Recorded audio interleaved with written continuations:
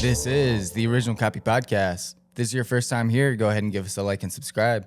We're trying to hit our 100 subscriber goal, and it would help us out a lot. What's going on, Sam? Not much. Speaking of conspiracies, they had the Jeff Bezos's spaceship went up in the sky with all those ladies.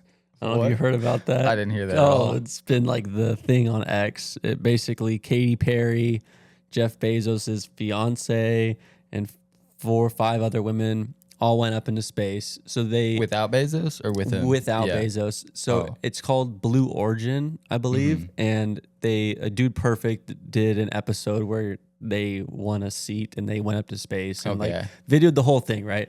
But there's a lot of people that are saying this one in particular was staged because the landing was so like tremendous and, no pun intended, but impactful. Like it hit the ground and displaced a lot of dirt. Yeah. And, you know, whenever someone lands, whether it be a famous astronaut from NASA or just regular people going up from Blue Origin, the camera crew comes and they do the whole video because it's an expensive experience. So they try to capture it like you're coming down from space.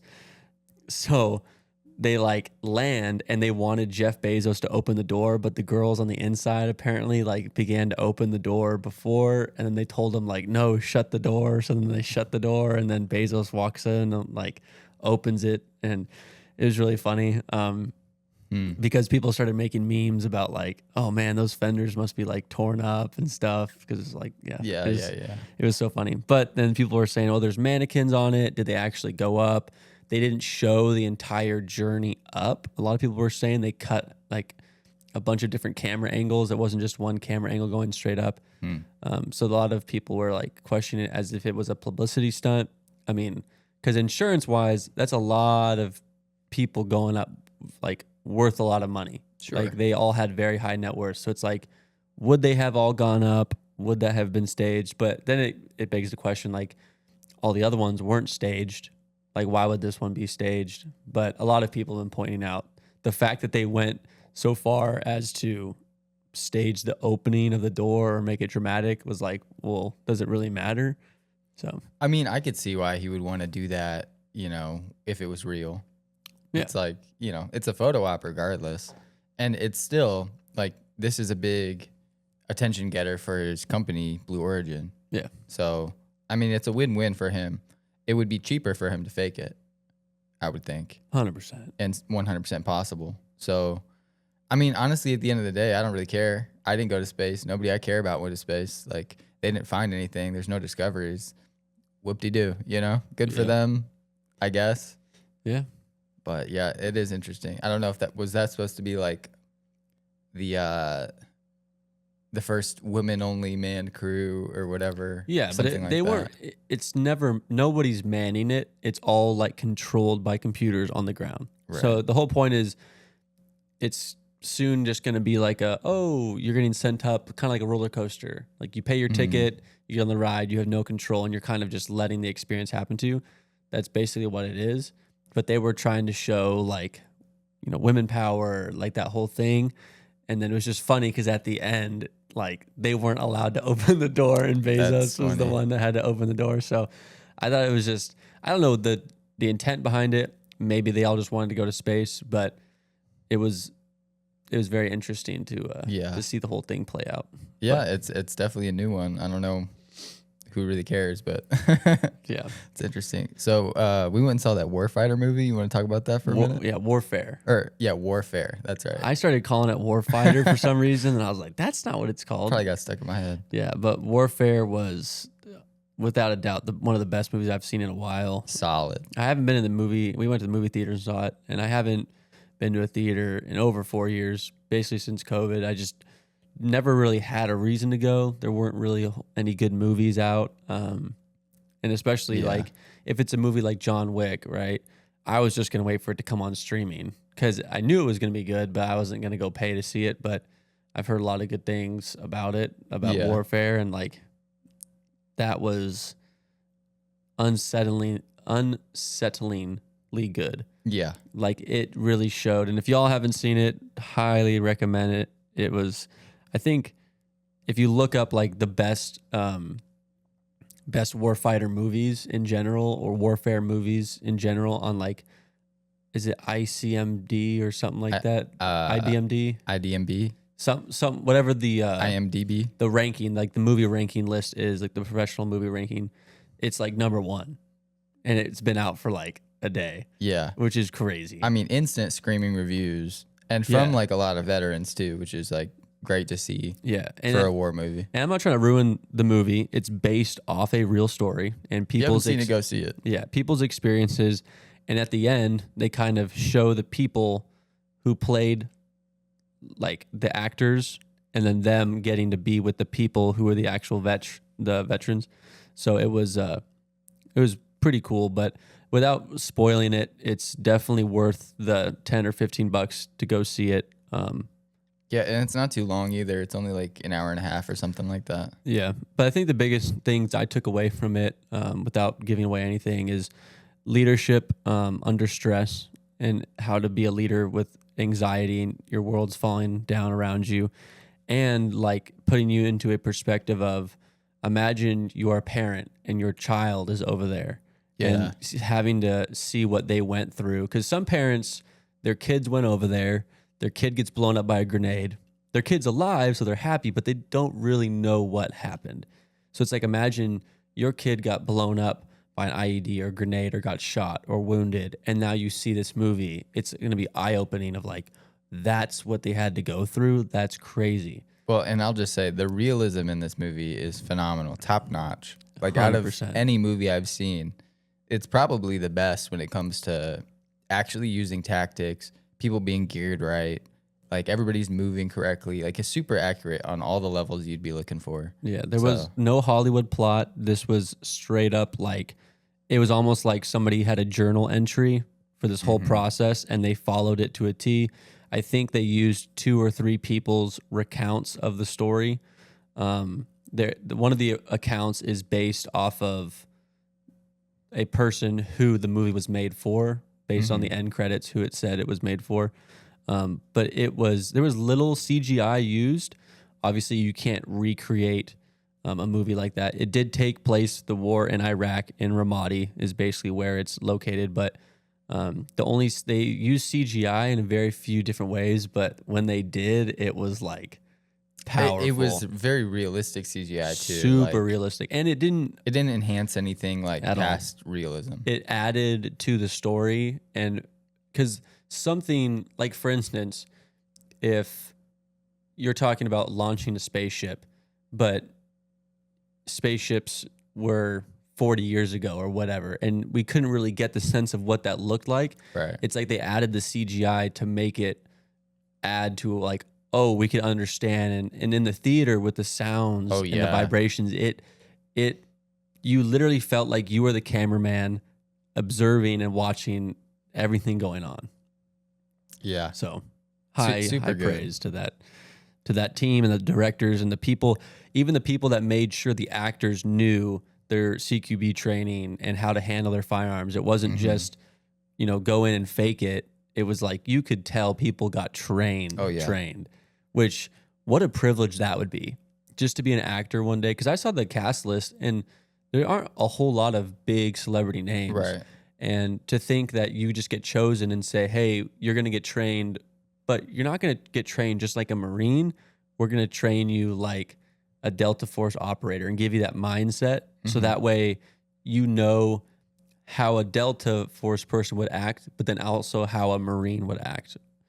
Or in the movie, they are frogmen. That's how they refer to them in the movie. But if you get trained to be a Delta, then you know how to act like a Marine. But if you act like a Marine, maybe you're not going to have that level. But it was, wow. And the company that made that movie, A24. Yeah. Have you seen any other A24 movies? Dude, they're actually, because I've been saying for like at least 5 years, probably longer than that. Movies suck nowadays. They're not good. They don't put anything good out. They're all like woke washed. But A24 has been like sort of the best movie company out there. And so they made movies like Hereditary. Did you ever see that? It's like a horror movie. And then they made, I forget what that other one is with Florence Pugh. Is it A24 like Productions? Yeah.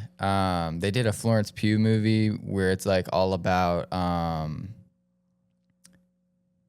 like, what do you call it? Like Viking tradition, sort of like sacrificial, paganism stuff out there. And that's another horror movie. They did a lot of good horror movie stuff, but they're all sort of like based in some sort of realism to a degree. They did Midsommar. Midsummer. That's the one. Midsummer. Okay. They did Heretic, Death of a Unicorn, which I guess just came out.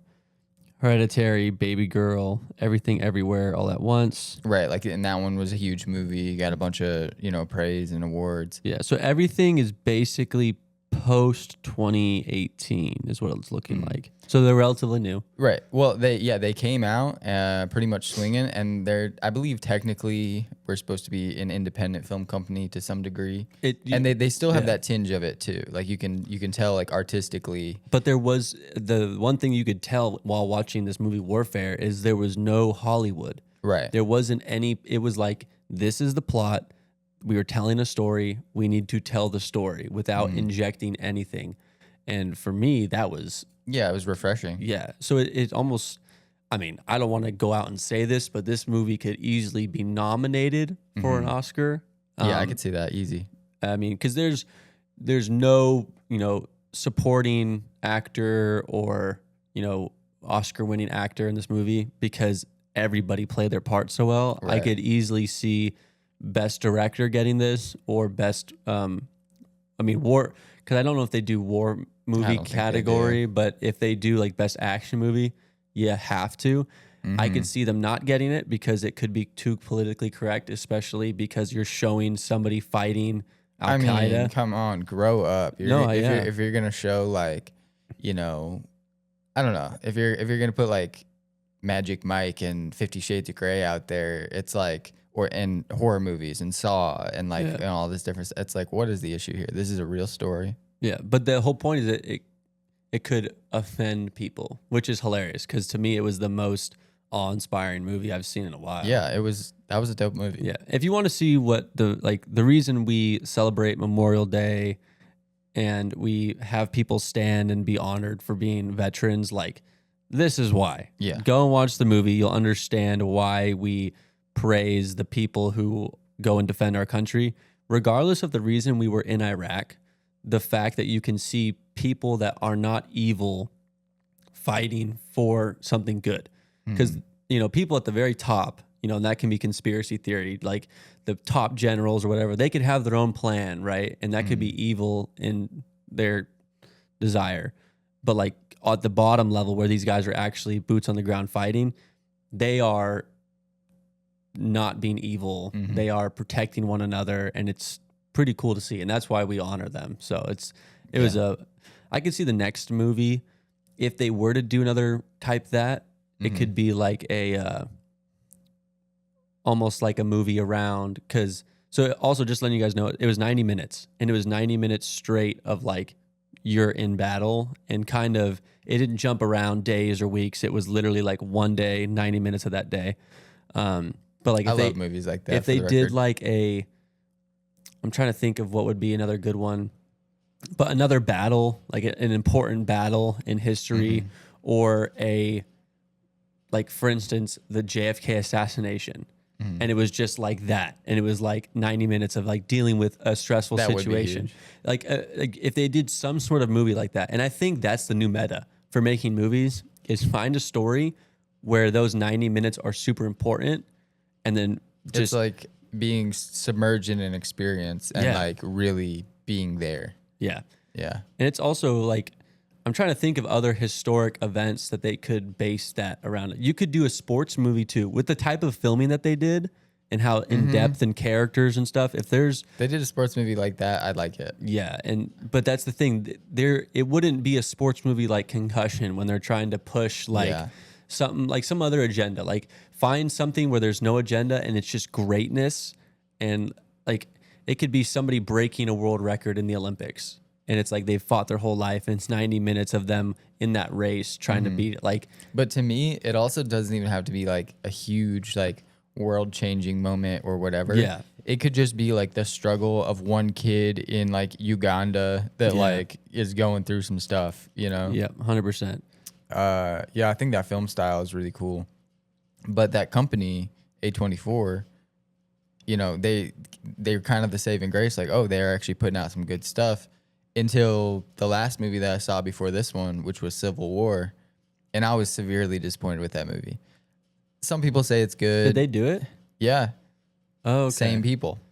And that was the full, like, it was like one shot, or it was made to look like one shot. Is that what the? No. Oh.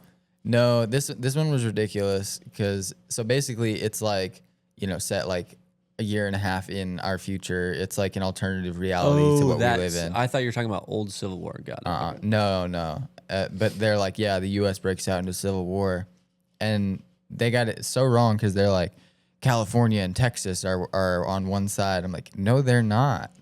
Yeah, how would you?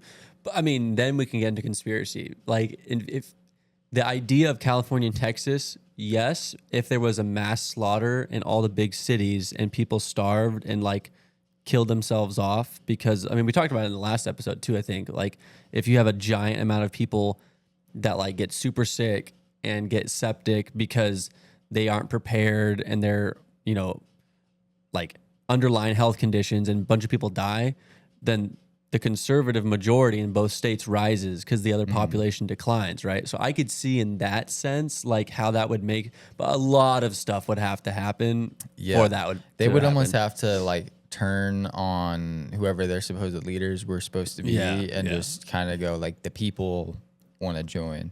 I don't see it being a full partnership like they're projecting it. But anyway, that movie was like 80% set up to like one little siege at the end, and like that was kind of cool or whatever, but also highly unrealistic, a lot of it. And like you could tell basically it wasn't gun people that wrote this script or made this movie. It was like writer. It was very writer focused and like reporter and journalist focused. And that just wasn't good. So my biggest critique was like, that's not realistic. That's not good gun play on film. And so this is sort of, and I think a lot of people felt that too. So this is almost there like, oh, you want us to do a real war movie? All right, here you go. This is that. Yeah. And they did a really good job. So I was thoroughly impressed. Yeah. And I don't even think that I'm not really good with history in the sense of like the important times in the war. But they could probably find another like Cold War or something like that, like some important event or Operation Paperclip or something that like played a big role, but not a whole lot of people know about, but is super factually based. They could do that, but it's hard it's easy when you're talking about Iraq and Ramadi because it was only 20 years ago. But if you're going to go World War II, now it gets more complicated because you have a lot of history, but then your sets and people have to talk with the correct accents and act the correct way. It's hard to get it 100%. Yeah. Whereas the one we just saw, I thought was like, I mean, I didn't go to war, but like somebody that we both know told us it was highly accurate. And like, yeah, what year is that supposed to be? Like 2004? 2004, 2003, something like that. Yeah, crazy. Yeah, I have a lot of respect for that era specifically too, of like late 90s to early 2000s, because that's when I was growing up. That's when I was like looking at, and that's what all of our stuff is based off of too. Yeah. Like, you know, just like the early Modern Warfare covers is like, that's those guys, you know? Yeah. That's where it's all based, so. Yeah. I think the biggest part of that movie too, not the biggest part, but one of the funniest for me was the anticipation was killing me. Because like you're gonna go like, I'm trying not to ruin the movie, but like for me it was like I could feel myself stressing out. That was the wrong one. I could feel myself stressing out for the people just in the movie. Like I felt like I was a part of it, and it was just crazy. But yeah, there's a lot of. I understand a lot more now when I hear terms and stuff get told to me. Like I can understand.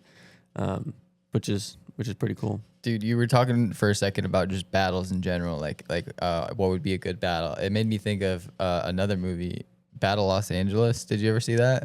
I've heard of it. Never saw it. It was actually a pretty good movie. I'll be honest.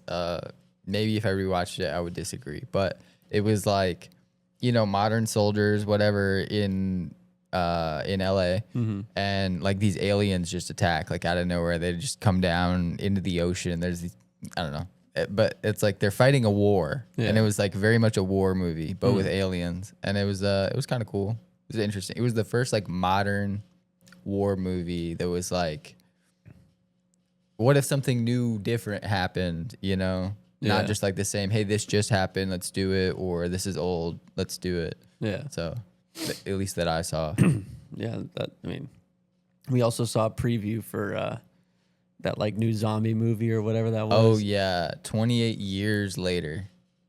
Was it years or weeks? It was years. So they made 28 days later, and then 28 weeks later, and then this is the third one, 28 years later. Okay, that looked pretty intense. It was really interesting because like the first two, especially, like that's not that long. Like 28 weeks is what, like not even a year. So yeah.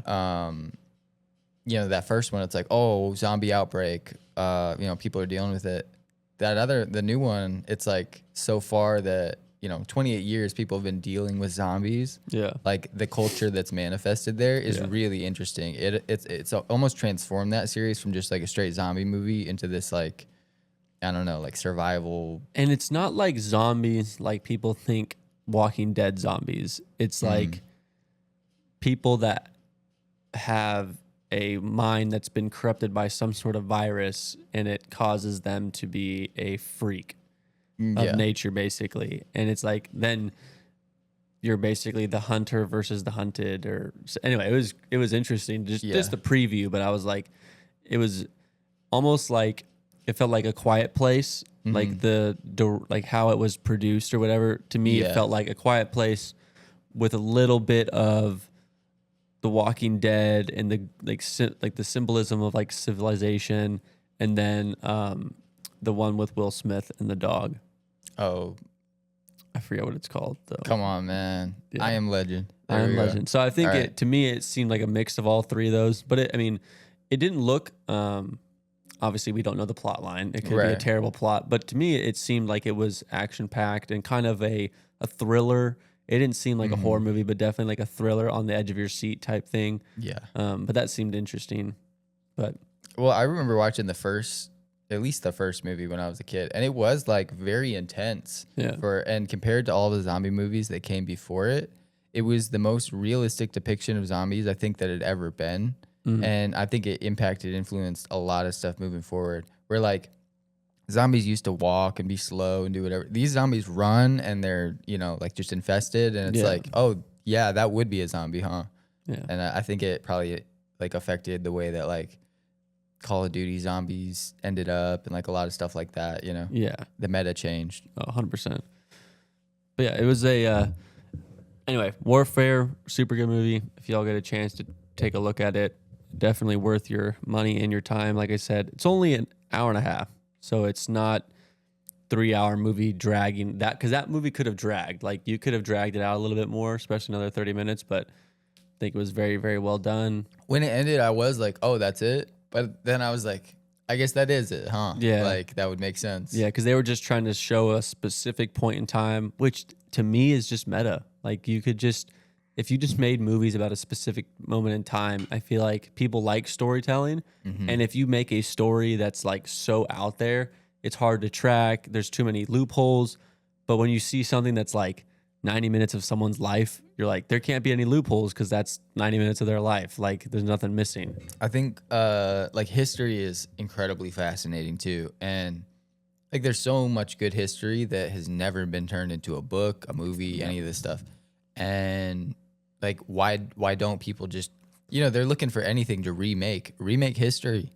Like, yeah, I don't even know what the good stuff is, but like a good history buff would pull out a million good stories that they've never made anything on. Yeah. It could be some stupid thing in Romania from, 150 years ago. It doesn't have to be the United States. It could be the whole world. Like you could make stuff like that. Yeah.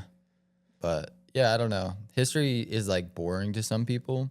Yeah. I feel like, but also I think nowadays, like people have evolved a little bit to like I don't know. I guess people like, people are into like Wakanda or whatever, or any of these like made up civilizations super hard, that I feel like I guess you can just make up the history, and that's easier, cheaper. You don't have to like worry about somebody critiquing it to something. Yeah, because you could always change it. Like you can go, like if it's a made up world, you can go back and say, oh no, we forgot to tell you this important part about this. And then that's a whole new trilogy. I mean, they're starting to do it with Jurassic Park. Like now they're adding like, oh, 30 years after the original Jurassic Park, we went back to the same island and there's like dinosaurs. Like that was not impressive at all. Like, but they do it with Star Wars. They just have a different line. Or John Wick. Like apparently they're making a John Wick, not even not like a new trilogy. It's like in the universe of John Wick, and it's like, great, you're just gonna milk that cow, and it's just gonna go straight down. Like, yeah, because what's his name? John Darren or Keanu Reeves' character is gonna keep getting older to us. So it's like either you're gonna have to pump out 7 movies in the next 7 years, or he's just going to keep looking old, and he's not going to be able to move like he once did. And it's like, you can't keep saying, oh, in the world of John Wick, because you have to keep going back in time. Because didn't his character die in the last movie or something?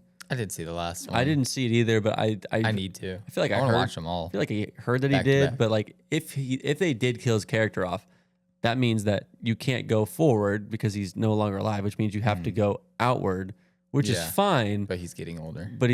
And it's going to be obvious to the people. I think they're cashing out as much as they can. The series is over. This new reboot, hey, maybe it is successful and that girl can continue to do it. But as far as Keanu being John Wick, he's got better things to do. I think they're really going to sell a lot of whatever new gun comes out, like to accompany that movie. And like, at this point, they're just using the movie as a marketing tool for that type of stuff and merch. And, John Wick is huge. Yeah. So, I don't know. Do you think that movie would have been, or that trilogy of John Wick would have been the same if it wasn't Keanu Reeves? If it was like Jason Statham or somebody? Anybody. I can't think of a single person like if it was The Rock, terrible show. Like, Jason Statham, I don't think it would have been good. Like, you'd have had to get somebody else that almost like, who's the guy who played Anakin Skywalker? Like some character that's played like a dark villain and like a mysterious, like a Jake Gyllenhaal or like somebody like that. It would be a different movie though. That's what I'm saying. Like his demeanor is really what makes it. Yeah. It's like, oh. He's like super quiet. Yeah. Like he's almost like chill Batman. Yeah, exactly. Yeah. I don't know. I feel like they already probably did too much with that series. And at this point, it's like, we might as well go full Fast and Furious, Dude, that's literally what it's going to turn into. It's just going to be, talk about milking something to death. Yeah. Like that. And I refused to watch Fast and Furious because like I never watched it until there was like, I realized there was like 10 or 11 movies. Oh, so you'd never seen them? Ever. Like I've seen clips. I've seen clips of some of them, but it's like, why go back and watch it if I know it's just going to get progressively worse? Yeah. I don't know. There is something iconic about at least the first couple, but yeah, it just goes downhill so fast. The last one I saw, dude, I left the theater pissed. I was like, there's a scene where like they're doing these heists now. It's all elaborate. And like somehow they've got this like Honda Civic or something that they're driving. And they just like, in their heist, they gets launched into space and they're just in space inside their car. Like, oh my gosh. Like, no, you're dead. You're dead. Stop. Yeah. But exactly. That's what it turns into now is like, well, how are we going to make the physics possible? Well, just do it. Like, who cares? Like, it's just and then they, because it used to make sense. I think Fast and Furious used to be about like rival car gangs and like racing. Yeah. And they kind of tied this whole thing in.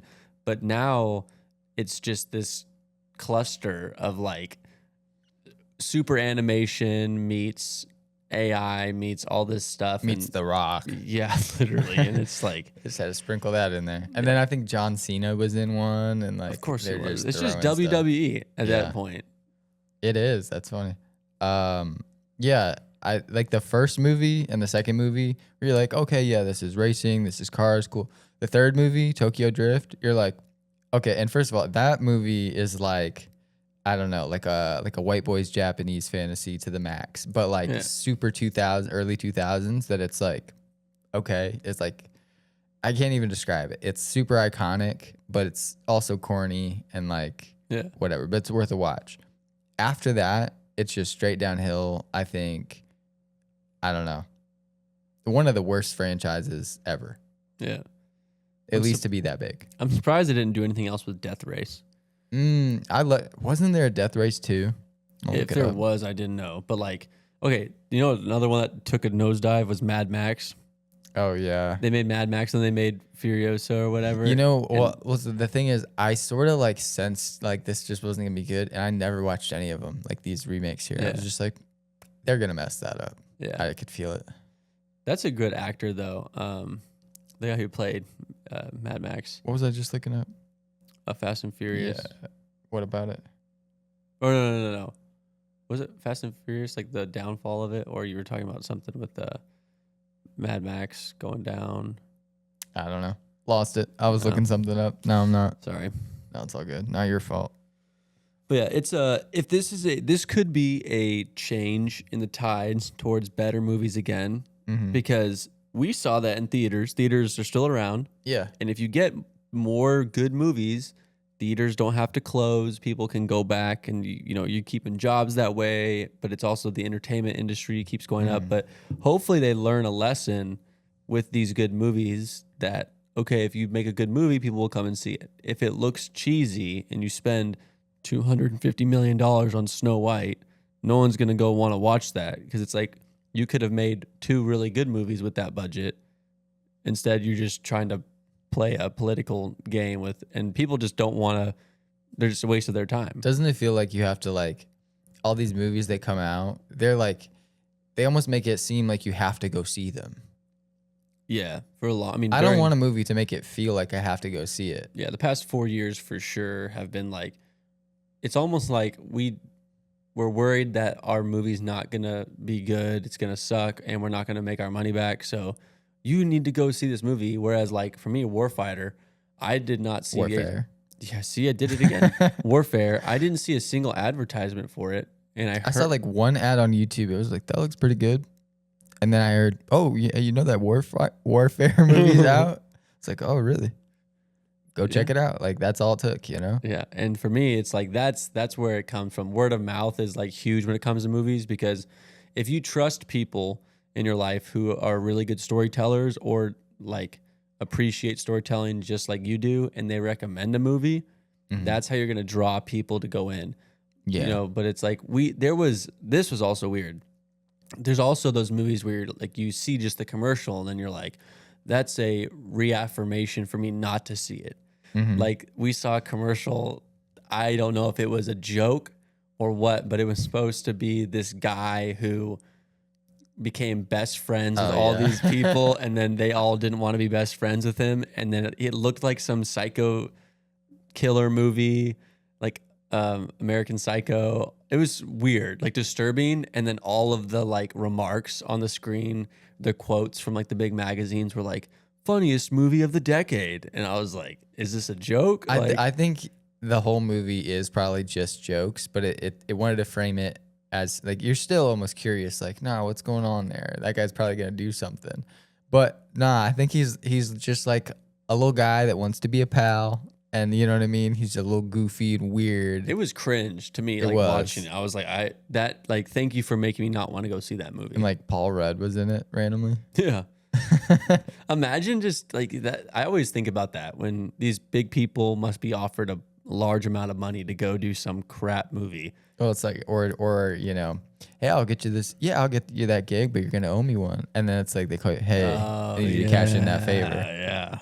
Imagine getting that script and you're like, what is this? And like, sorry, you gotta do it. Dang it. Like, that's tough.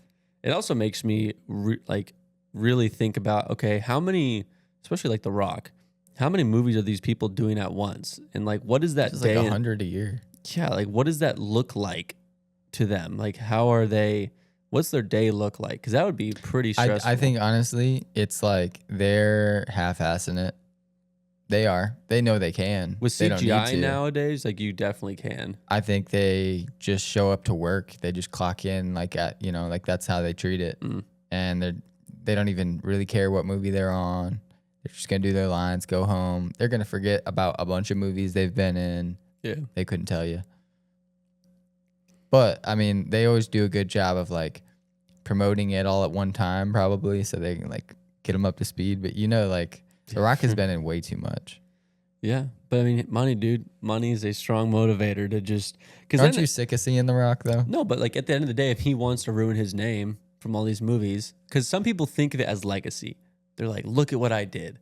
But the other point, it's like you were just a cow and they were just milking you, and now you're a joke. Like you've made your name a joke. Like John Wick is not a joke because he did The Matrix and he did John Wick. Like he, like never, like his legacy is now bigger because of John Wick than it was The Matrix. But if he went and did Grown Ups 3, yeah, it's like, okay, yeah, you could have gotten paid money from Adam Sandler, but you just ruined your legacy because you're doing stuff that's doesn't make sense. I think Keanu like actually picks good scripts.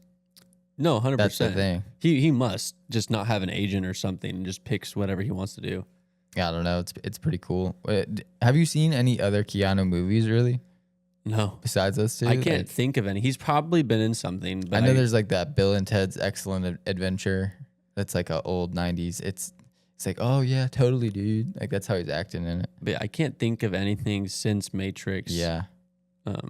I'm sure I've seen him in something though. I'll look it up because maybe there's something that's just so blatantly. I know he's in obvious out there. Cyberpunk, but that's Is he about really? it. Yeah, dude. He's like pretty much the main character besides you. Oh, he was in Sonic. Okay, the Sonic movie? But he was like, so he does voiceovers. He was in Toy Story, SpongeBob,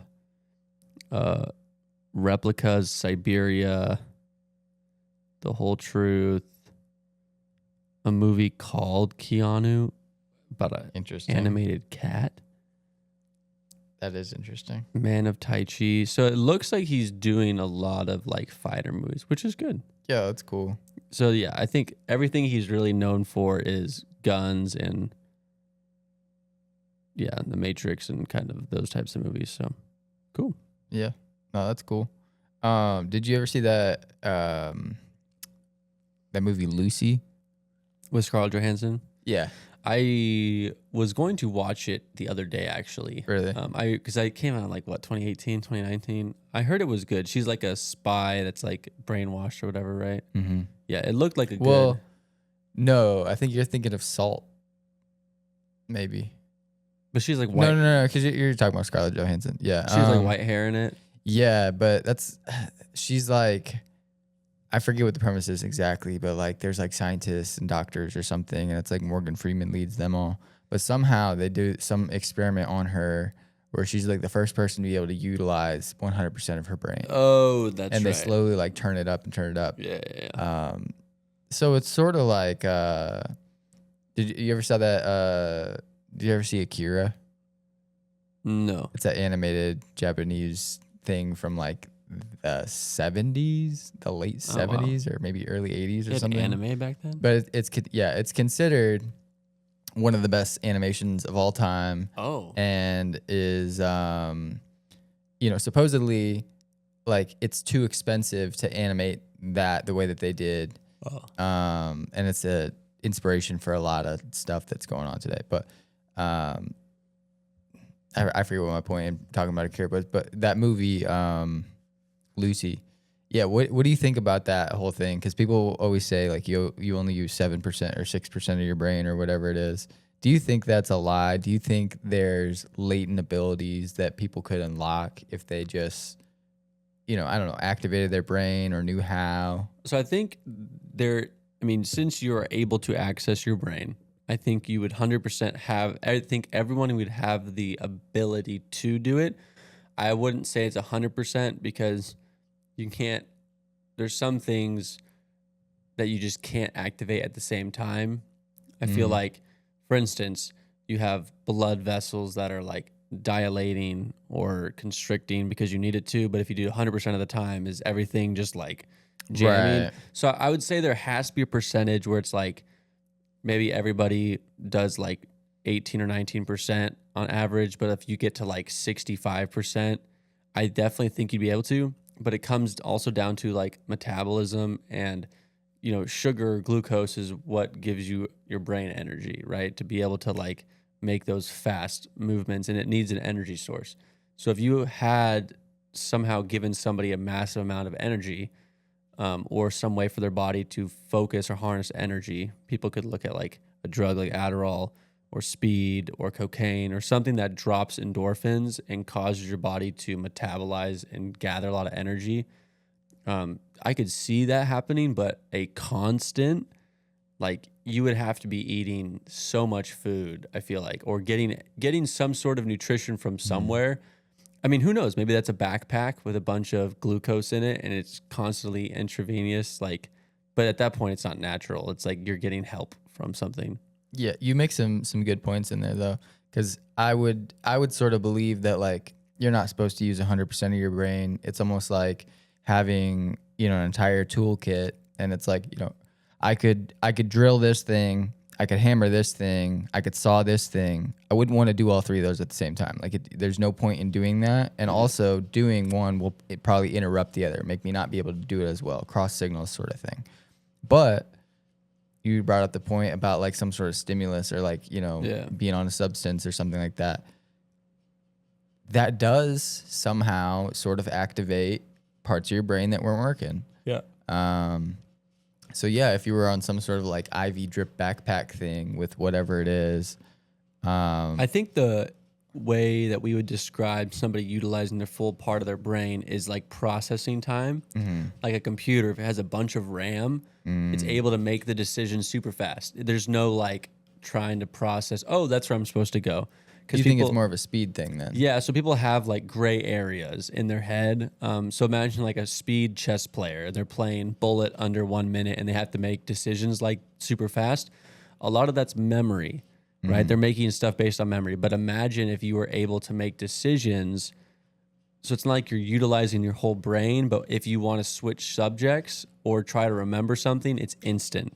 And that's what would be interesting, because then you can, then your memory, so then it's not even about you're using your brain, it's your memory recall is so big. So whenever you're in a situation, you just know how to do it and remember because your recall is good. So it's like, that is a cheat code. yeah, It's like, it reminds me what I think they do to history, which is that, like rewrite it, make it so that people don't remember these things. And then now you have control of whatever it is because you're the only one that knows. they make you second guess your question. If you could do that on a one-to-one basis with everybody you meet, it's like, yeah, that's an edge on everything. Yeah. Yeah, that's a cool idea though. Memory recall. Is that a superpower? Yeah. Yeah. Because think about this. You could do, okay, what's the guy in Marvel, the time guy? Doctor Strange. Doctor Strange. So he has to remember a bunch of different conjurings to do certain things or whatever. Like if he wants to do a shield, but like he has that book, he had to study that book, right? And then you have somebody like Neo from Matrix, right? And it's like he does a bunch of fighting. So it's like if you had total recall to recall information, recall fighting techniques, recall safety training, like it's almost like if you were able to have a photographic memory, but not even that it's just photographic, but that like you'd still have to learn stuff. So the idea I'm getting at is like if somebody taught you how to do something, let's say it's shooting a gun, and somebody taught you the correct skill, the correct technique, you then remember that. And then if you want to go shoot a gun next time, you instantly do everything correct, not because of your skill, but because you recalled how to do it based on your training. Like basically, like other people can get shown that same thing, pretty much remember the gist, but you're really probably 30% of whatever that was. The other person is 100% of what they were on that one day and forever can keep that. Yeah, so it's like it's photographic memory, but it's the ability to act on that memory. So it's like you could have a photographic memory in regards to textbooks, but are you photographic in your memory with physical things? So people say, are you like what's the word called when you do really well when someone's talking and then when someone's showing you? Visual learner. Visual, but then the other one's like, are you literate or not literate? But I forget what the other is. It's like verbal and visual. I think it's verbal and visual. Yeah. But it's like having both of those to their max, you'd be unstoppable. That 100% would be a superpower. And the government in the United States would pay handsomely for you to be an asset of theirs. Yeah, 100%. Yeah. It's interesting. It's almost like the speed at which you could recall things, the amount of information you could recall it. It's like it gets more and more powerful. Like we're computers. We are 100% computers the way that we operate. And if you had if I just had some little tiny 16 gigabyte USB, I can't put Call of Duty on there. I can't put a video game on there. There's not enough space. Yeah. The things I could put on there are like photos, maybe some small videos. Yeah. Right. So it's like a more simplified thing that we can even access. Yeah. But if we just somehow were able to increase our speed and increase our memory size somehow, is it possible to update ourselves somehow to acquire new features? Like you would have to. So the human body is very efficient. So for instance, if you eat too much protein, your body doesn't pee it out. A lot of people will say that, just on a tangent real quick, people will say oh, if you take a lot of protein powder and you have too much that your body pees it out. That's a lie. Your body is very efficient. It will, if it's not going to use something, it will try to do something with that before it gets rid of it. So it's like if you have too much protein, your body will just turn it into fat, or your body will burn it or do something, right? Like it's called like muscle atrophy. If you're not using your muscles and you're not eating, your body will soon start breaking down your muscles to use that as energy. So I think it becomes like you would have to get rid of a bunch of memories and thoughts of stuff that would be a waste of time. So like entertainment value would have to go away. Like your brain would have to get rid of anything emotional, because emotions take up a lot of your brain. Like a lot of their past history is emotion, right? Because that's how you remember stuff, is like the dopamine levels associated with that nerve synapse or the brain synapse, and then you have a memory. I think it's 100% linked, our emotion to memory. Like the more emotion we feel, the deeper we actually record the memory. Yeah. So you'd have to get rid of that. You'd have to get rid of all emotion and all like entertainment. I mean, emotion just in the what's funny, what's sad, everything. If you got rid of that, then you would clear up a lot of room for intake, but you would still be limited. But like just like you were talking about the muscles atrophying, it would probably be that type of stuff happening too, where those aren't necessary processes as much as just recording or anything. It's like the start of turning into a jellyfish alien.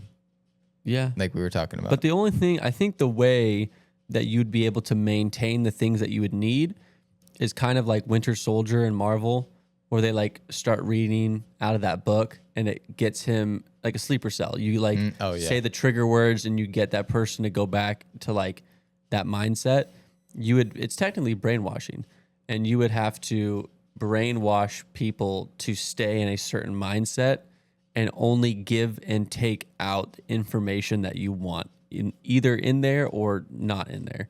Isn't that like, you could say that like whoever does that to us, like through advertisements, through all this stuff, it's like they're programming us through like the types of words they say, the way that they say things. Like a lot of people would say there's hidden messages and different stuff, but if you break it all the way down, it's like, I don't know if you've ever heard of the spell of spelling or the curse of cursive. I mean, it's a pretty old thing, but basically if you break it down, do some research out there. The English language is derived from basically like a Germanic witch language. And so that's where it all comes from. Just straight out of history, that's verifiable. But the interesting thing about it is that the way that it's structured, like in spellcraft, is like you craft the spell. And so the way that we spell things is with these letters, which are symbols of certain things. It's like we just know them as a letter, but they probably have representative things attached. But the thing being, the way that you spell things, sort of like, it's tough to explain, but like the way that you spell things, it could like, to us, it means something. But if you look at the word and, you know, what it's actually saying, sometimes it means the exact opposite of what we're told that it means, or like you'll find these weird correlations in the English language. But like using double letters and different things and like the vowels, it's like somebody else could break this down. There's a really good video on YouTube about it. Just look up like the cursive or something. But it's like a word means something in its root form. There's like an energy from the vowel determining like what's happening with that. And then sometimes there's things like if a word ends in a T, it's a trap. If there's like two double letters, that means something. Specifically, a double L means something. And you can break down like exactly what all these different words mean energetically. And that is supposedly sort of like how we interpret them. Like words have a true meaning, and whether you know it or not, like you're somehow subconsciously, you can break it down and be programmed through that. So just through advertising and different things like that. Because advertising made me, okay, so for instance, if you go back and listen to anybody, like when we talk about being educated, you go back into the 50s, 60s, 70s, people have a very big lexicon. They have a very big recall of words and how to use different words to basically give, I mean, for me right now, a lack of words of how to describe something. Like they're able to describe things with multiple different words. But I think because of advertisements of save big, spend less, they're dumbing down the language. And you could see that with the slang people use today. They're condensing words and phrases. And it's like, if I say, oh, snap, it's like that word has emotion behind it, and or that phrase has a bunch of emotion behind it and stuff. But it's like, where did oh, snap come from? It's not really a word. It's just an emotion-based feeling that we associate now that we've added into our language. It's not like, oh, snap. We're not saying, oh, gee whiz, can't believe that just happened to me, right? It's like that whole sentence got shrunk down into snap, right? Like you don't have to keep the O in there. And it's like, I think that's what the biggest thing I've seen with advertisers is if you, and it's almost like they're playing into the uneducated, right? And it's like, we're going to now market to the uneducated because we want people to understand our product. And then, oh, well, if we just make it easier for people to read or understand what we're saying, the more money we're going to make.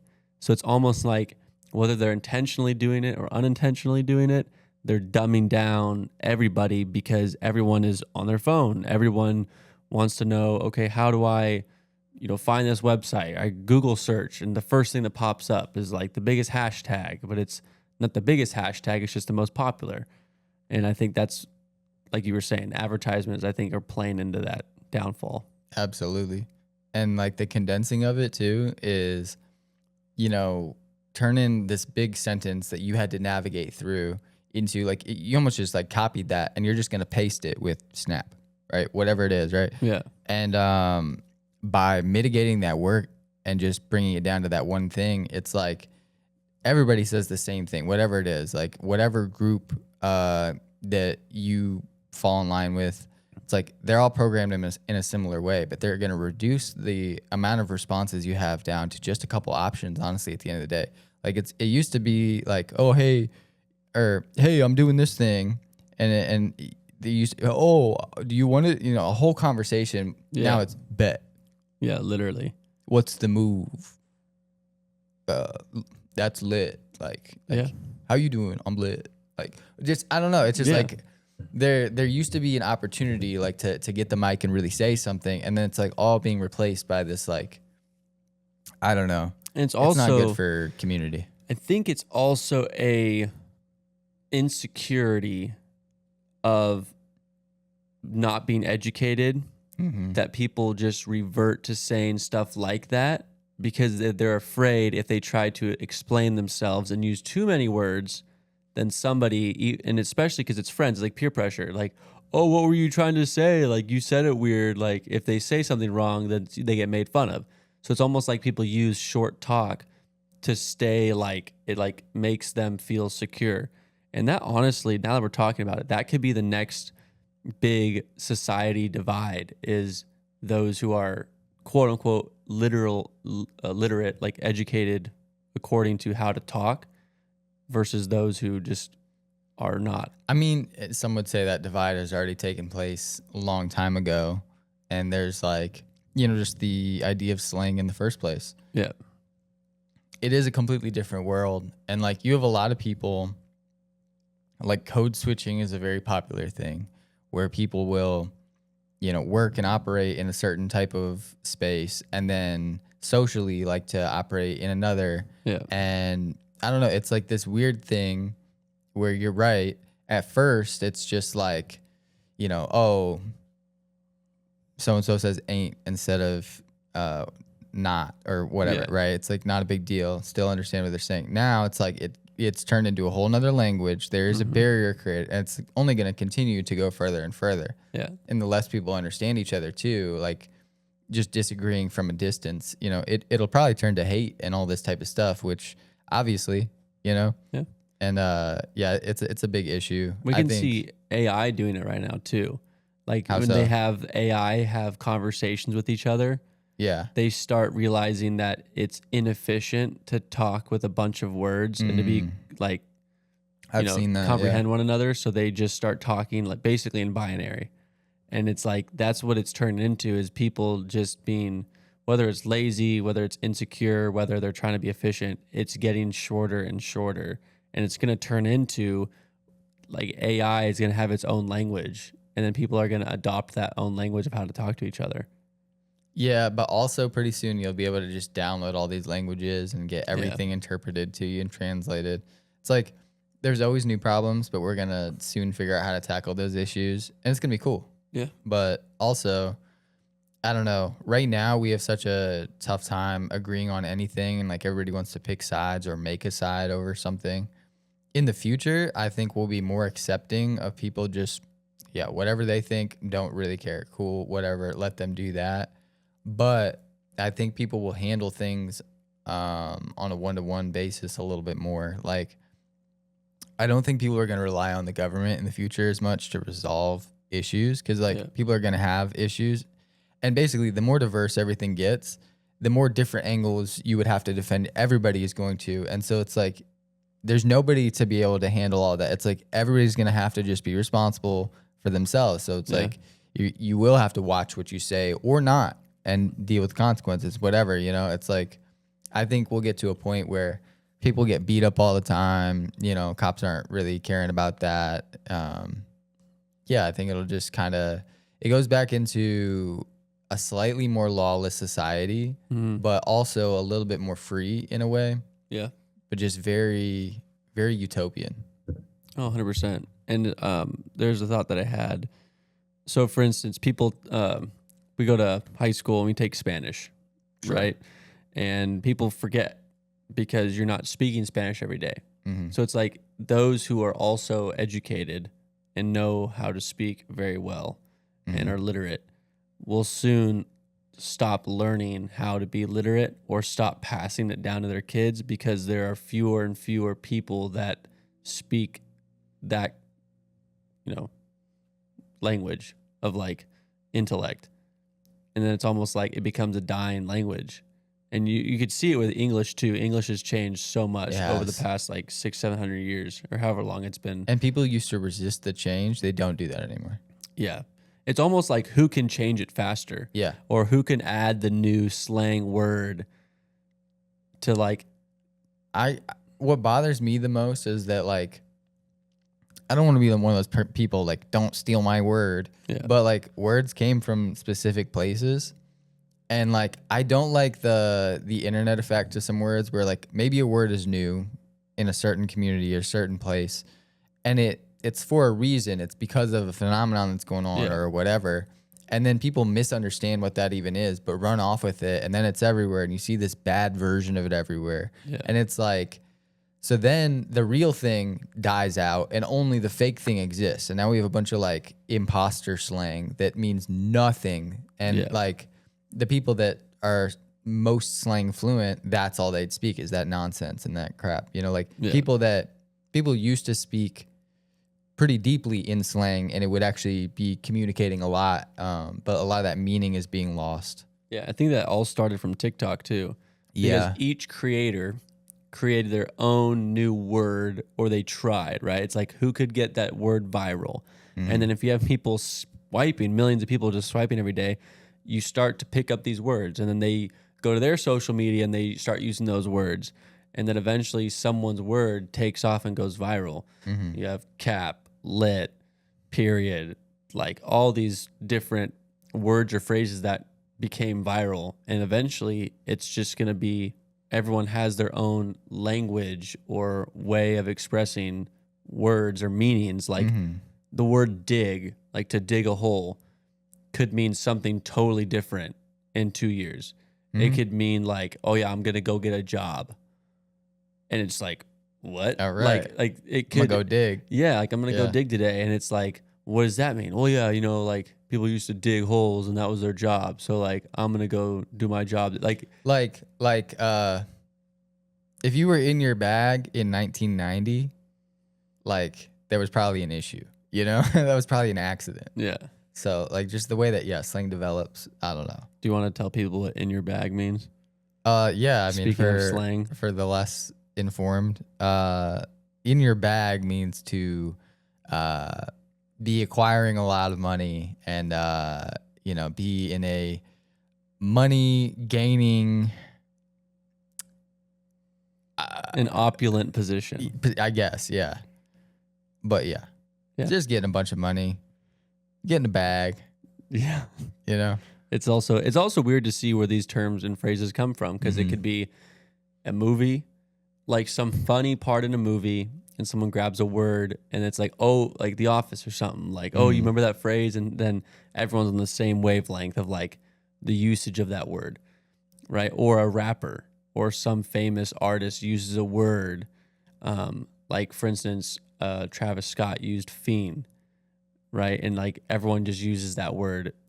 Right, like people that like have never met a real fiend are talking about fiend and fiend. I'm a fiend for this, and it's like you don't even. But then that's the whole point. Is like they're taking that word, change it to something that they can relate to, and ultimately, I think that is going to change our society like crazy, because you already have that with an AI, and if that AI model learns how to talk to people in their own special language, now you have individual AIs. And I'm not trying to go back on that whole AI thing, but it's like that's kind of where this is heading. Like, I don't know. I think it's actually cool, because if we had some of that technology though, where everybody could like turn on their, you know, interpreter or whatever and understand all these languages, everybody would almost want their own like private community that they go to, and in that community they speak this language and they have their own culture and they do all this type of stuff. Like, what if just like one apartment building had their own language? Yeah. You know? And it would be like that probably.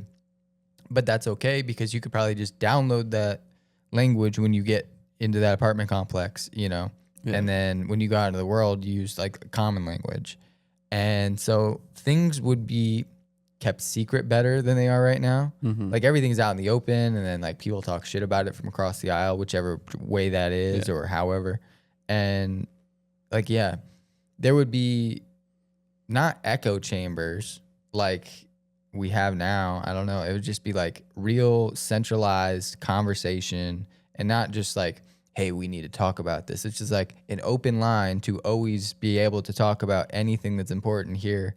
And it's like, I don't know, the emphasis on that could be really cool, and it could get really deep in all these different places that have different cultures and languages, you know? Yeah.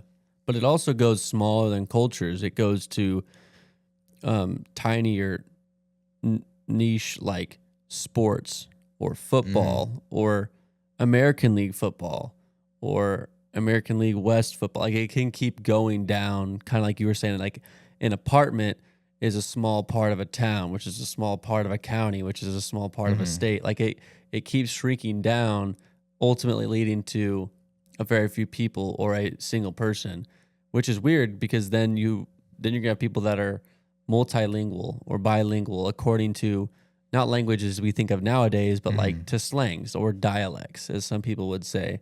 But yeah, it's very, very interesting. It's almost weird to think about because we're such Americans. Like dialects is like other countries, but we have our own dialects. We do. And it's weird. I've never even really thought about that. Some are crazy. Yeah. And I don't really know what's up with that too. Like I get it because we have our freedoms, but it's like, I feel like as a country, we should have like really like stuck together and like tried to be on one page for longer. Like we really branched out. It's very weird. Yeah. I mean, since COVID, the individualism. Well, yeah, but like way before that too, just like look at I guess it's the way things developed, but like if you've seen, there's like a video of some dude drinking moonshine from like the Appalachia area. And like it's those guys, man. Like you forget people like that exist, and then you go somewhere like that or like Louisiana. There's some crazy. Yeah, backwoods. Yeah, but you know, I guess that's America. Big old melting pot. It's gonna continue to melt, right? So. Yeah, I mean, it starts breaking down, but then at what point does it turn around and get more uniform? I don't know. The culture is gonna do what it's gonna do. It's infectious. We are even changing other countries' culture, like. Yeah. Just looking at weird, like drill music. Have you seen how many other countries have drill? Like Indian drill and like New Zealand drill and like all this weird stuff. Like they'll come up with some and all of a sudden they've got all the drill stuff and they drill. And it's like, where does that come from? Like culture is very like it's infectious and it catches on and it mutates like as it goes. But to see like the impact, especially through the internet, our slang is super popular over there and it almost supersedes being American. Yeah. Like, you know what I mean? And in the same way that like all of our media is super, digested overseas and like our movies and all that stuff and our music, they're like the number one music in the US is just the number one music in the world. And it's like they listen to it in the UK like those people are from their country, you know? And we don't know any of the artists from the UK. Like we don't know any of those guys, like one or two, but we just adopt them basically and pull them over here. Yeah. They get Americanized for sure. Yeah. But whether the country exists or not, like that effect will continue to go. So I think, eventually we would have to decide to do something, but like, is the country even still the way that it is at that point? Or like, there's so much that could change. Yeah, I mean, especially if you start changing languages, that changes cultures and that changes reality. And then, dude, if you time traveled from like 1920 to 2020, you would have no idea what's going on, what anybody is saying. Like that 100-year culture difference. And it's crazy to think like how young our country is too. We're not even 300 years old. Yeah, that is actually really weird. Yeah, and like all these other countries are. I don't even know how old, dude. 3 generations. Like that's like weird to think about. Do you know how old England is? I mean, it has to be like 900 plus years old. Yeah, at least, dude. Yeah. I don't know. I kind of wish there was like I don't know, just like a re-roll, everybody has all the land. I wish we could just like have a land grab again. That would be good. I would love to be a settler. Have you seen Far and Away? The movie? No. It's with Tom Cruise and I forget who the... Salma Hayek. I don't know. No. It was back when Tom Cruise was young. So back when he was probably like 23, 22. Okay. But there was... I think it was the Louisiana Exchange when all the middle of the United States was opened. Is that what it was? There was the middle of the United States. We bought it. The Purchase? Yeah. Louisiana Purchase? Yeah, I think that's what it was. So they basically said, all right, everybody go. Maybe Kentucky? And go get land. I forget what it's called. Whatever. But they basically said, okay, all this land is open, go. And if you get there first, and it basically is a movie that shows how people showed up to this. It was like 1,000 acres. and there's different plots just for miles, and it had a white flag on it, and it was like that signified a plot of land, and it was like everyone's in their horse and buggy, and it's like, all right, go, and then everyone just sprints and tries to find the best plot of land, and they're like dueling and killing each other Oh, yeah. over like, even though there's plenty of land for everybody, it's like, oh, they want the best pick, and they're killing each other over something that's like, what are we doing? Like, you could have gone, but it's intense also because then you have to deal with like the Native American tribes and all that stuff, and like then you have people who are not pillagers but just like gang of thieves and stuff, and people trying to take over. So it showed all that. It was pretty intense, but it was cool because it was the idea of you pay $100 and you just get to go and get the land. And Great deal. Right? I'll take that deal. It's crazy. So yeah, a reroll would be interesting, but it's also hard because all the housing developments and stuff going up. But I mean, if we stop selling land to other countries, that would be a start in the United States. Yeah, I don't know. I don't know what we should do. I just wish we would figure something out because, like, Greenland. I don't know. I mean, yeah, Greenland's cool, but it's also cold, dude. Yeah. No matter what, it's going to be cold, even in the quote-unquote nice parts. But, I mean, to just have land, you really can't beat that. Oh, at all. You I know? mean, that's security. But at the same time, it's like, if the United States were to fall sideways and be like, sorry, we're taking your land, then that would suck. But I mean, what are you going to do?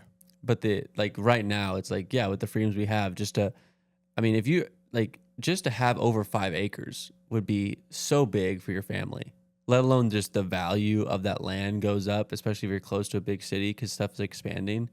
But the amount of space and a fence and something that's yours that you can look at and be like, oh, cool, I could do something with this. You can't beat it. And like how everybody doesn't, man, it's like, I feel like everybody should be living in a castle. Like everybody should have inherited a castle from somewhere, you know, because you should be from a line of somebody that conquered some area, kept it. And it's like, that's how it went. Yeah. It's also unfortunate. Talking about housing, it makes me realize how controlled we are, like cattle. It's like you have these big corporations buying up all this land, putting houses on them, making them HOAs, and saying, "Hey, you can live here, but we're going to tell you how to live. We're going to tell you what your house looks like. It's going to be comfortable, cozy. You know, we can get you gated area, but it's like your lawn has to look like this. Your house has to be this kind of color." You know, we can tell you if you could put in a pool or not. Like, it's not just do whatever you want with your house. And I think it's getting more and more controlled because either the land that's being bought up is either commercial real estate, it's apartment complexes or duplexes or whatever those things are, condominiums, or it's you have the opportunity to buy a house. But it's getting more and more expensive to buy your own house and land, so people then choose apartment, and because the supply of the department goes, or the demand of the apartments go up, then they build more and they take more land. So it's eventually nobody's really going to be able to like afford to buy a house, or I mean, already a lot of people would say that's the case, but like literally not even rich people. It's like, because what they do too is like they're immune from the effects of things, so they sort of like eat up the supply chain by buying and selling these houses, and they appraise these things for more and more year after year. It's like you bought a $6 million home, and now it's like a $14 million home by the time you've lived in it 10 years. Yeah. And I don't know. They do these things, and it's like the entire market is affected by it. The little guy, he's just now he's moving to a cheaper apartment or trying to find something.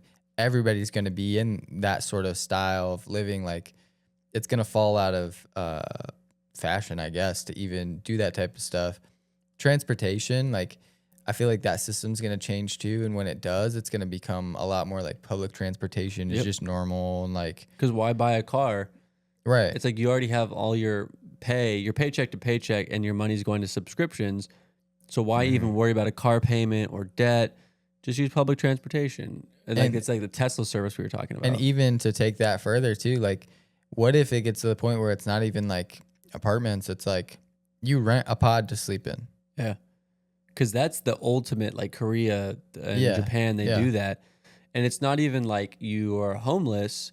You just have a PO box and you know where your PO box is. So you get all your packages mailed to one place.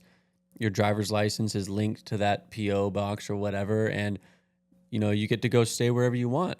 And you have, it's not even like you have a car and you have to park it. It's like, well, I'll just Uber or find some sort of public transportation. And then I'm not spending any money. And then I'm just eating out. I don't have to worry about cookware and stuff. And like, that's a very like young person, 18 to 23-year-old type of lifestyle, which would make sense. If you did that, you'd be able to save up a lot of money. But like, does that person then get stuck in that? Yeah. Like, because whenever something so convenient as that comes, you get a fresh set of bed sheets every night. You get a fresh, clean bathroom every night. Well, if you don't have your own foundation, it's like you will never have anything. Yeah. It's you're just being controlled. Yeah. You know?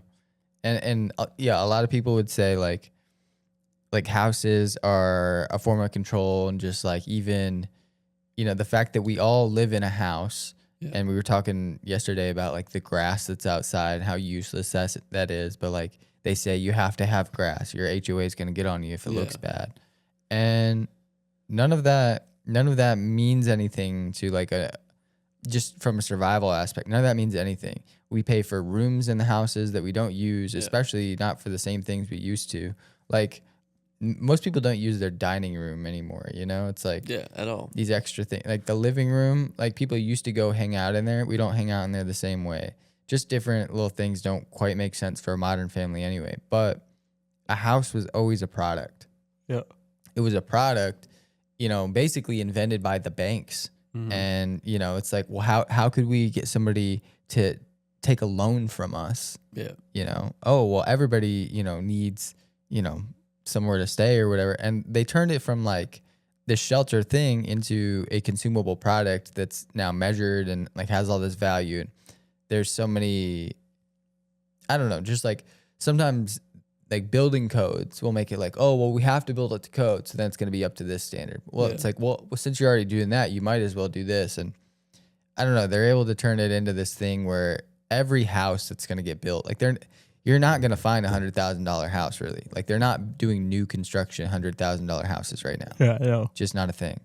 So like, well, mini homes and like, well, sure, mobile homes and stuff. But like the quality, you know, this supposed for us quality that we want so bad, it's all these little touches that cost them nothing that they throw in to elevate it so they can get that price tag up there. Yeah. But like, you know, like trim in houses and like, you know, just like if you just notice how many like small little useless things there are, but they're like the marks of a nice home.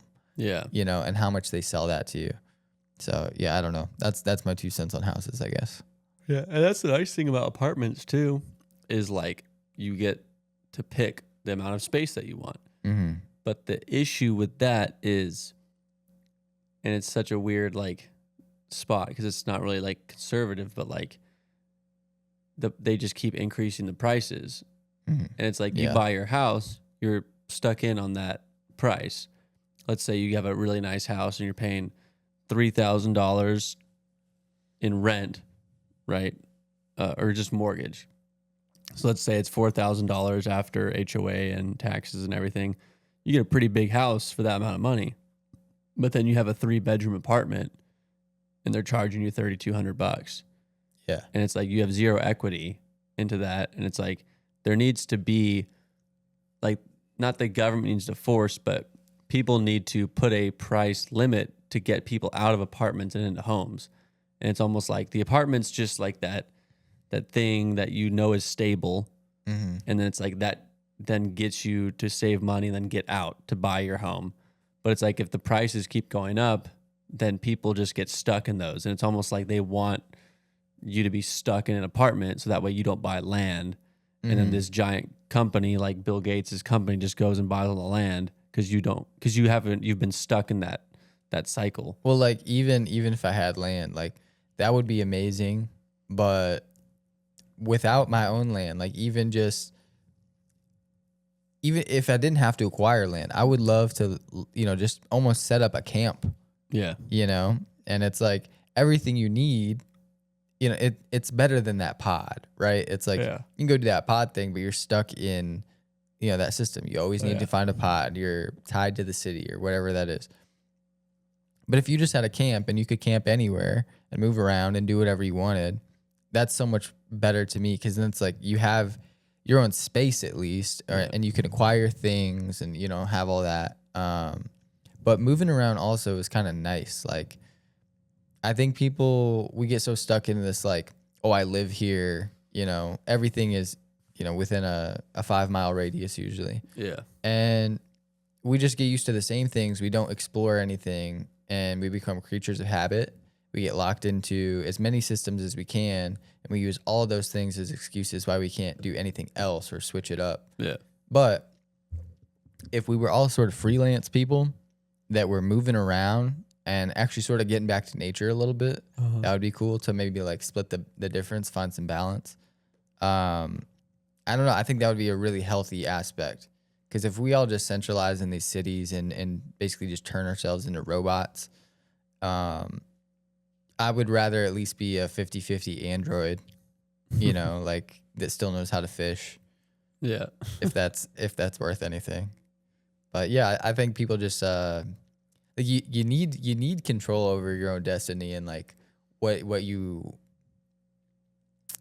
allowed to do. Like, it's fine if somebody allows you to do some cool things and it's pretty free and whatever, but like you need to set all the boundaries, all the rules, all the everything in your own space, and you can't have anybody else. Like, I don't know, you'll just never grow, I guess, in a certain type of way.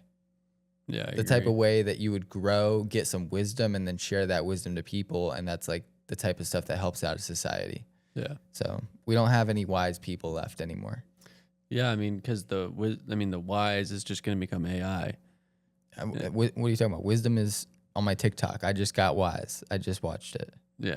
That's the other problem. People don't want to listen. Yeah, it's true. Or they only want to listen to, it's like the echo chamber thing. They only want to listen to what they're already familiar with. Yeah. And it just digs them deeper into that hole. I love how easily convinced some people are and like just die hard into it. It's like, and just regurgitate that stuff. Like, don't you feel like you sound like an idiot, or don't you feel like it comes off like you don't really know what you're talking about? Like, I mean, we ramble about stuff on here, and it's like, we're talking about some stuff we don't fully know about, but I think it comes off as like we don't fully know about that. We admit that. Yeah. We're not trying to read a script, tell you this is what's going on, this is exactly what it is, and if you disagree, you're evil, you're Hitler, whatever it is. And it still baffles me. Yeah. To this day. Yeah, I mean, it's part of, there's just so much going on in society that's like, it's not just one thing that's like pulling everything down. I think it's a culmination of a bunch of stuff that's just weakening society. It's like chaotic energy. It's like things were stable, and then like as one thing destabilizes, it starts to knock into other things and destabilize that. It's like a butterfly effect. And eventually, I swear America's going to have to reformat as like America 2.0 or something, or something else is going to take its place or format in its stead. Yeah. Sorry, my head's hurting. No, you're good. Those headphones can be tough after a while. Yeah. But anything new that you saw over this week at all? They're starting to release a bunch of stuff from the previous administration, like declassify a bunch of stuff that was like targeting citizens. I mean, talking about like gun rights and stuff. Mm-hmm. Gabbard released the Biden like gun plan thing, and I can actually read it because they declassified it, but I bookmarked it on X. Let's see, it is right here. Oh, we'll actually touch on that too. And I don't know what's going on. I guess there was like 2 shootings or something. Yeah, this there's week. Like 3. I don't know. That's always weird too. Why will all 3 be? Like, we haven't had any newsworthy shootings in a while, and then like in 1 week, it's kind of odd. But yeah, true. I feel like people just always get like real political, or like use it as a tool to just go against gun rights and stuff like that. It's kind of nasty the way they do it, though. Oh, 100%. Where's the... Okay, well... is that it? Nope. Anyway, while I'm looking for that, I don't honestly remember where I saw it. But there was something that was actually really interesting. It was regarding UFOs, or not even UFOs, just the technology of the United States. Oh, yeah. So the White House Director of Science and Technology said in a statement, whether it was a statement or whether it was archived, so whether it was in a meeting or a statement, interview, whatever, he said, but we are capable of so much more. Our technologies permit us to manipulate time and space. They leave distance annihilated, cause things to grow, and improve productivity.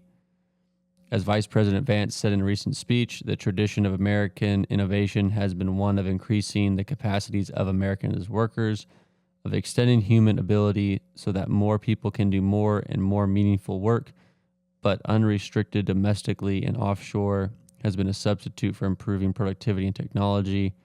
We can build new ways that let us do more with less, or we can borrow from the future. We have chosen to borrow from the future again and again. Our choice as civilization is technology or debt, and we have chosen debt. So basically, people were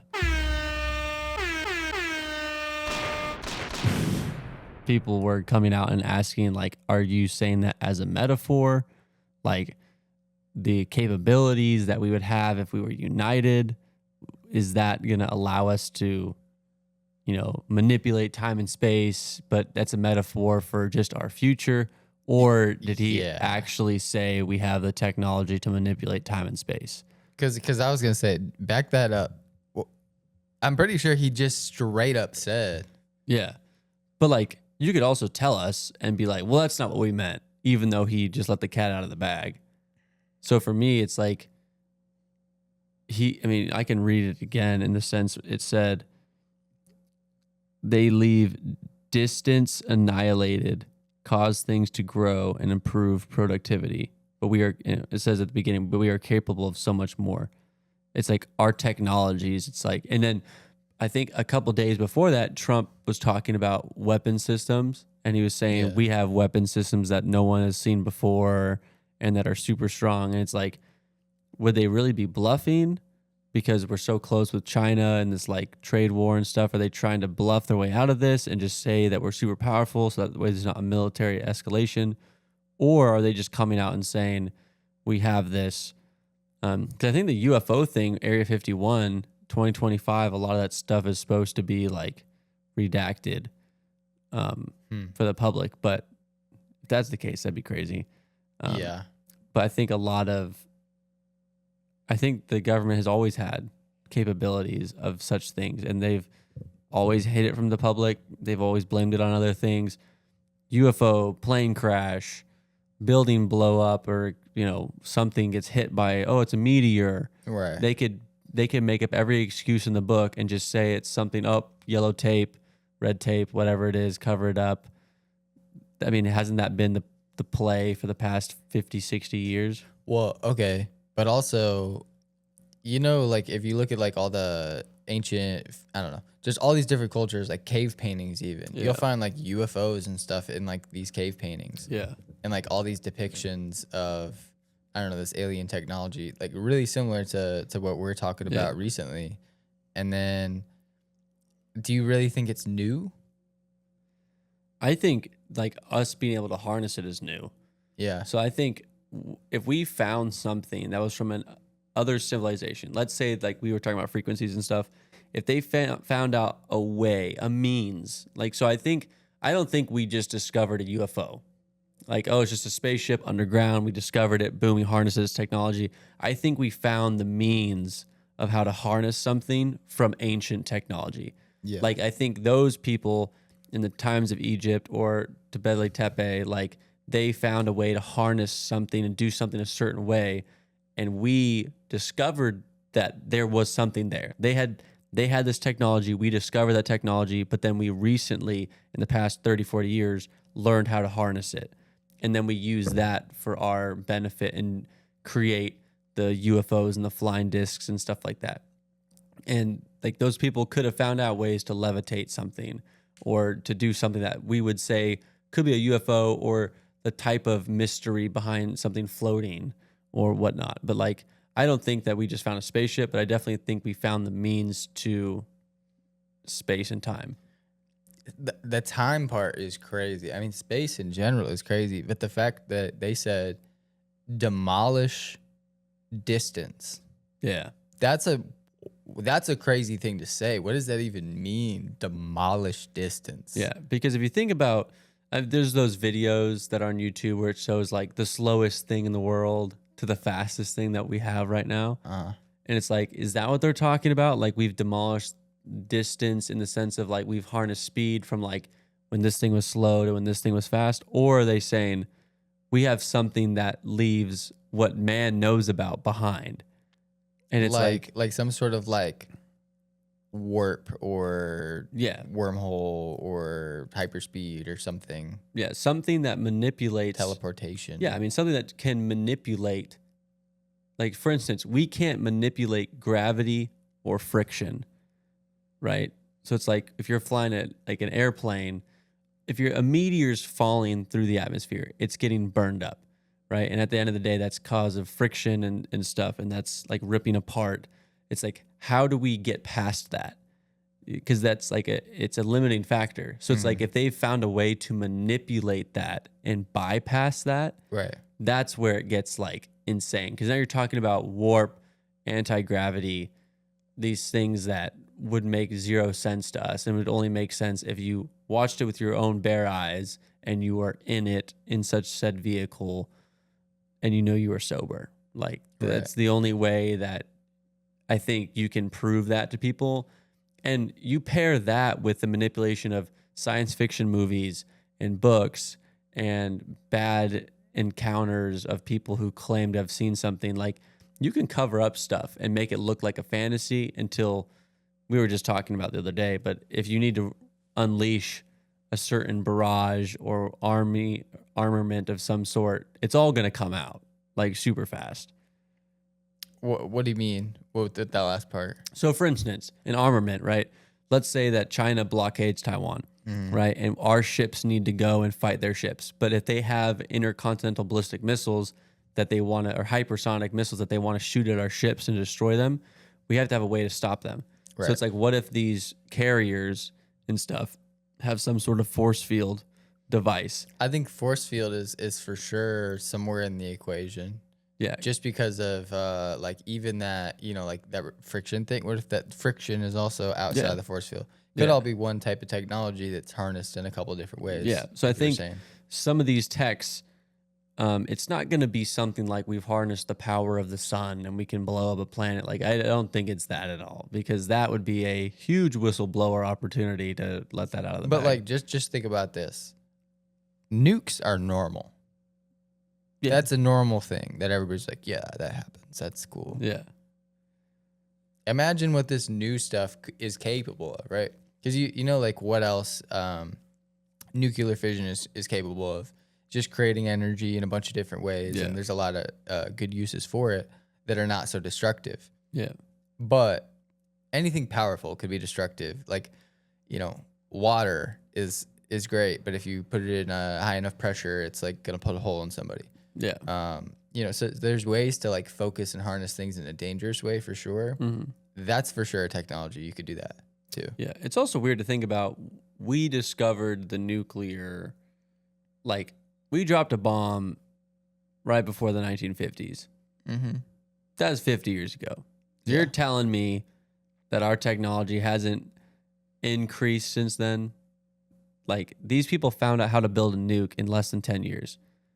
And now we're 50 years from that. It's like people just do the math. Like if industry keeps going upward, an upward trend, science also does that. It's not like, well, we haven't been able to crack the code on nuclear. It's like there wasn't a nuclear bomb and then there was a nuclear bomb. And it wasn't just like we've spent 300 years researching this and we finally found it. It was like a very short amount of time. Yeah. So if you start putting together the pieces, and I was talking about the means that they've discovered means on how to harness stuff clearly. And it's like, but what are those means and what, like, because then it's, what's that movie, G.I. Joe with The Rock, and then I forget who the other leading actor was, but they had this termite that ate metal, and it was like you could shoot it at a building and it would destroy the whole entire building and collapse it. It's like stuff like that. Like those are the types of weapons that they could be using, like nanobites or nano whatever. I think it's almost like, dude, the time thing is what gets me the most too. Is like they almost seem to be alluding to like some sort of time travel or utilizing the time, at least, if not traveling to it, somehow either affecting, I don't know what it is, but it seems like something like that. And there's always been like, you know, I think we were talking about it before, just rumors of like people, there's a photo of Obama in like the 1920s at something with a cell phone or something like that. I don't know. Somebody had a cell phone, yeah. But like there's all these time traveling myths and whatnot. You know, even that Baron Trump thing. The Adventures of Baron Trump, the book, is about Baron Trump time traveling and, you know, all this type of stuff. It's just weird. If somebody had time travel though, like that's the ultimate form of control. Yeah. You like that's the trump card. You can't do anything against that. Yeah. And so it's probably, I mean, it would almost have to be a race. Like it's not impossible. It's just that we don't know how it is. So like the fact that it kind of is possible, we just don't know how. Like somebody has to be working on that. Yeah. Even if it's not who we think is working on it. Like even if the government didn't have any sort of technology, somebody out there independently would genuinely be trying to make a time machine or something like that. And maybe that's a type of project that like some obscure weird billionaire just wants to fund. And then so he funds that. And that's how these research scientists get involved in like weird stuff and like maybe what's going on at CERN, right? Like different stuff like that. But I think I have an idea if they're going to do that, the government's going to do that.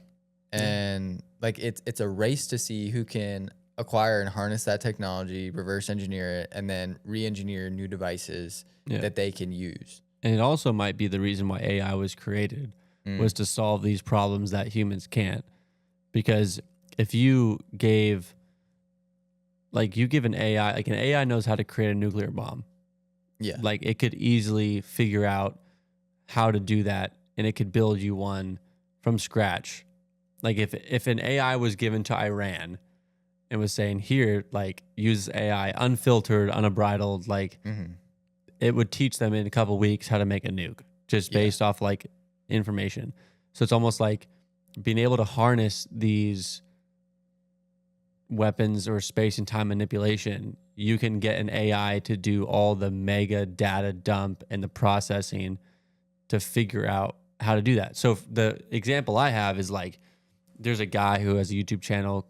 It's basically kind of a funny sketch comedy thing that he does with coding. And I forget what his name is, but he basically codes a computer into a video game or codes something to like race around a track that he made. So it's like the code figures out, okay, well, it's like a rat in a maze. And it's like every code that doesn't make it falls off the track, and then eventually they start finding their way around the track, and then it's the most efficient way possible. It's almost like they're using the AI to find those super efficient ways, finding the solution of those efficient ways, and that's now their meta for said idea, subject, concept, and then they pool all these ideas or all these concepts together, and then they try to make the puzzle pieces fit. And that could be why they created it. It's just ultimate processing power is way better than humans. It is way more efficient. Yeah. I often kind of wondered, like, you know, Elon acquired X when it was Twitter. And then, you know, he basically created XAI, and the fact that they're working on AI in general and made Grok. And it's really genius because to feed an AI, you need a lot of source of information from a lot of different areas. And so X is the perfect platform to do that, to generate this. But it almost seems like he almost only acquired that to feed this AI. What does he really want out of the AI though? Yeah. You know, and sometimes I wonder, do you think, I'm not saying Grok is it, but do you think that maybe, and not even him doing it, but somebody is making or trying to make God Yeah. 100%. or something like that through AI? Yeah. I mean, they also could have an AI that's not public. Yeah. Like, For sure. for me, I genuinely believe that the United States military has their own AI that's not public. That's a super massive thing that's like eagle eye, Yeah. basically. Like, Right. like we 100% have one. I don't care what you say. We have one. China has one. I don't think Russia would have one. But I definitely think us and China have one. And it's at that point, it just becomes our AI versus their AI. Like, who can outmaneuver? Because they do battle games, right? Or the war games or whatever. It's like hypothetical situation. Who would win if we went to war right now? Mm-hmm. And it's like, I think it is going to come down to decision making based off an AI.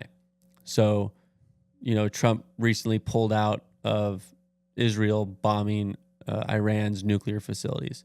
So it's like, did he make that decision? Or did an AI tell him, hey, this could be the potential effects or circumstances of you doing something? And then it's literally eagle eye, where they say, hey, there's a 80% probability that this target is a civilian. Shoot him anyway. And that literally is the plot in that story, is the guy listened to the AI, and then the AI was like, well, I'm going to make you president since you listened to me and you weren't selfish and had an ego. So at the end of the day, I think that's what it comes to, is just these two massive powerhouses of AIs that are hidden from the public are making decisions. Because think about it, no one's really using AI. Like, AI is so limited. At least the version we have. That's what I'm saying. Like, the versions we have are so limited that you can't really get anything from it. It's like, it's a very good, I forget what the term for it is, but they're able to go into data banks and get information quickly. That's what they are. It's just it's just a textbook that instantly tells you the answer you're looking for. It can Google faster than you can. Yeah. It's not like, okay, I'm going to sit, because imagine, like, we have to edit this podcast. And imagine I had an unbridled AI that I could sit and talk with on the computer and just say, this is exactly what I want you to do. And it understands exactly what I want and just does it. And it's done in 10 seconds and says, here's the result. It'd be amazing. Yeah. But it's like, that's what the United States government definitely has when it comes to military strategy. Like, they have to, there's so many variables and the world is so complex. I mean, especially with tariffs, right? It's so complex, like how you affect everything. But we're like, the Pentagon just asked for $1 trillion to like spend to quote unquote build ships and stuff. Mm-hmm. But it's like, what are they asking for a bunch of money for? And I think it's because they're trying to build an AI that can tell them exactly how to win the war. Because think about it.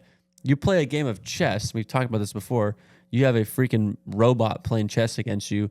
You're going to lose every single time because it can see 4 moves ahead of what's going to happen. It could see the snowball effect, you know, the butterfly effect of every single situation. Well, if you bomb this country, you're going to lose the oil, which means you're going to lose the rice, which means you're going to lose the wheat, which means cars, whatever it is, right? Like, the AI can see that when your brain can't go 4 moves ahead. Do you think the CIA has AI that's running it? I would say to some extent. Yeah, especially because, like we were just talking about, it's complicated. Like, just combing through, like, we already know, like, they monitor us and steal our Like information and all this stuff. So yeah. it's like, that's so much to comb through. You at least need a computer doing it. That's a dumb AI. But if you had a smart AI, you could make some very advanced findings out of all that data. Yeah. Yeah. You know, even just on a simple level like that, it would make sense for them to have one. Oh, 100%. But I could see our military having its own big one that's secret, but then I could also see the CIA kind of having their own, but more in a stealth operative, like, is this target worth more value alive or dead? Or is this person worth spying on or not spying on? Like, kind of giving logistical analysis of, like, don't waste your time, or yes, high profile target, where I think the giant military one is like the brains of the operation. I think that one is more like, where are all the pieces? What's the best way to move these pieces around? And it's like, it would suck to be just a troop on the ground because it's going to make some decisions, but you're going to die. 100%. Unfortunately, it's like you're just in the lower percentage of what's going to happen and they're going to risk you. Yeah. So, yep. Military AI it'd be devastating to, if we had that and then somebody was able to get into that somehow. Yeah. Like just imagine all the havoc that they could cause if it was really AI running that. Somebody hacked that and just gave the wrong orders or something like that. That's the issue. Yeah. Everything is so like temperamental and like there's a backdoor for everything. So yeah, especially with China, like they're very technologically inclined. Very. And I would say more so than we are, to be honest. Yeah, they're patient. They live under authoritarianship. Like it's not a democracy, and you're gonna get results whenever you threaten people with prison. Dude, I love the thing about how like China, all its factories are over there, but there's knockoffs of so many products, and we find out a lot of times, like there's been so many cases where we find out the knockoffs are being made in the same factory as the original. Yeah, it's like, yeah. It's really just a big scam that, we overpay for everything over here. Yeah, it's a name game. And it's funny because, like, we're getting all this Chinese stuff and people go, oh, that cheap Chinese crap. But people buy it all day long. But you're not even buying it from China or the Chinese. Yeah. You're buying it from Americans who bought this Chinese stuff.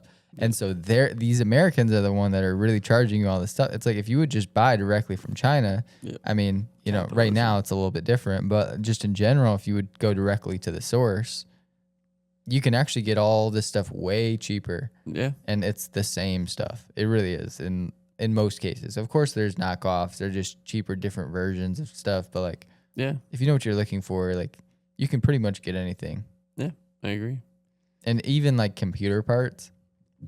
You go to like, we have this great store in Dallas, Micro Center. Not everybody's fortunate enough to live by one of those, but it's a big computer superstore. You go in there and it's got the best prices that you can pretty much find on pretty much the entire internet or anything. It's all name brands. If you just go on like Alibaba or something and look for, don't search the name brands, but like, the specs that you want out of every single piece, you can get the same hardware. Like 100% the same hardware. And it's like, it'll work. Like, even if you got like a graphics card or something, like some NVIDIA cloned card, it'll still work. You can still put the NVIDIA drivers on there. It's built the same. Yeah. And I think we get caught in that consumerism and like the status of things so much that even though we would buy a cheap Chinese thing, we'd be embarrassed to buy it from China. It's kind of dumb. They've got a stranglehold on us, like the companies in our country and China. It's crazy. Bring back American manufacturing. Yes. You want to wrap it up with that? Yeah, I think that's great. All right. Well, hopefully next week there'll be some more exciting stuff in the news, but kind of wrap it up. Make sure y'all go see Warfare. It'll be worth your money and your time. And while you're at it, give us a like and subscribe. We're trying to hit our goal.